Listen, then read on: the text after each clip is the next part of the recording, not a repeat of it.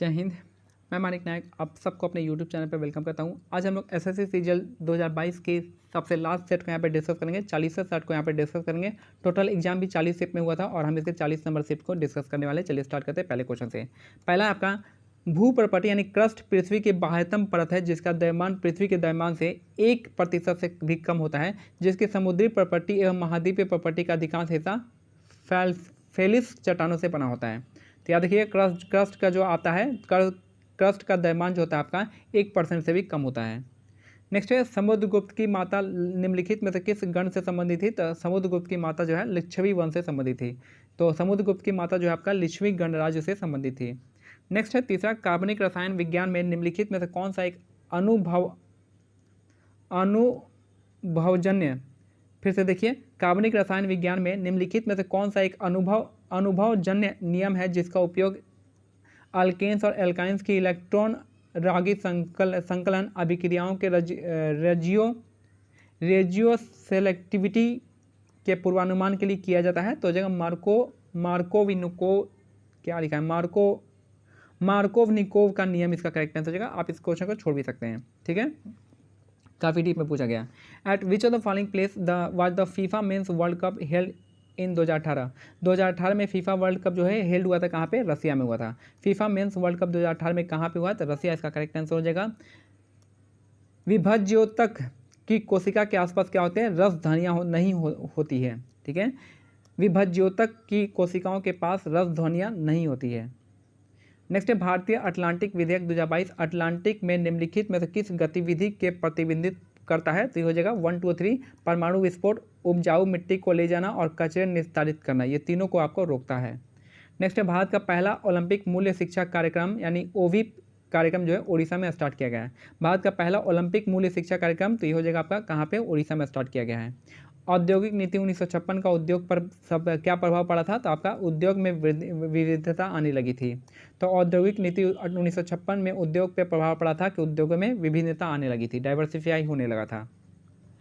सर्वोच्च न्यायालय की निम्नलिखित में से कौन सा क्षेत्राधिकार इसे केंद्र और राज्य के बीच तथा राज्यों के मध्य विवादों को निपटने का अनुमति देता है? तो इसको मूल यहाँ पे ओरिजिनल जुडिक्शन कहेंगे, यानी मूल क्या कहें? मूल क्षेत्राधिकार हो जाएगा, ओरिजिनल जुडिक्शन।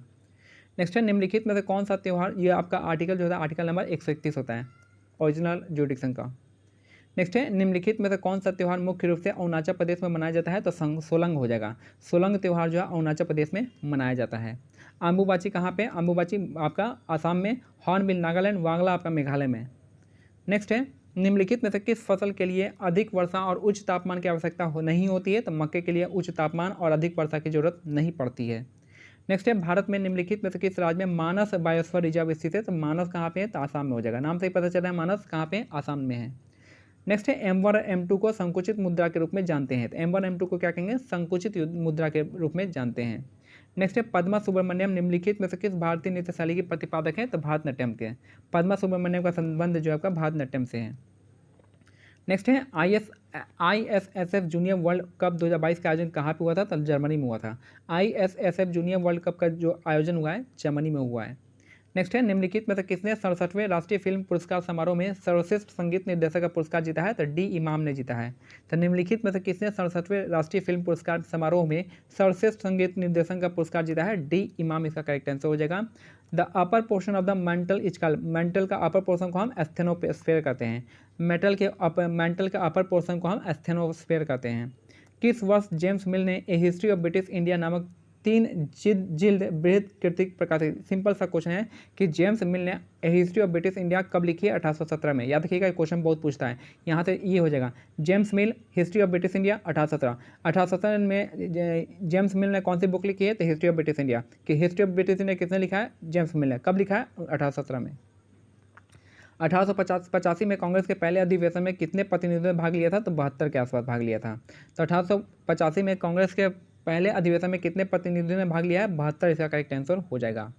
शहरी भारत में 2011-12 में गरीबी अनुपात घटकर 26.4% हो गया है। शहरी भारत में 11-12 में गरीबी घटकर 26.4 हो गया है।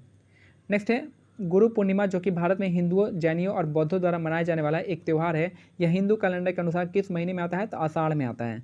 गुरु पूर्णिमा जो कि भारत में हिंदुओं, जैनियों और बौद्धों द्वारा मनाया जाने वाला एक त्यौहार है, यह कब आता है? आषाढ़ में आता है।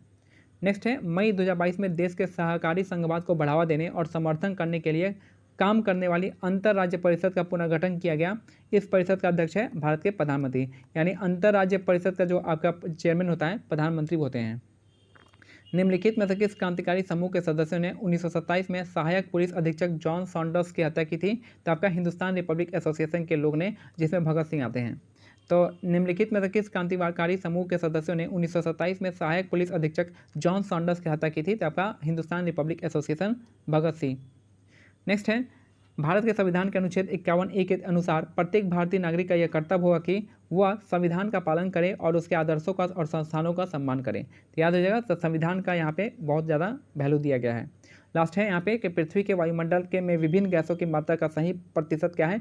तो नाइट्रोजन 78% है, ऑक्सीजन 21% है, कार्बन डाइऑक्साइड 0.03% है और अन्य ग्रीन हाउस गैसें है। तो ये हमारा आज का लास्ट क्वेश्चन था। मिलते हैं अगले वीडियो में, तब तक के लिए जय हिंद, जय भारत, धन्यवाद।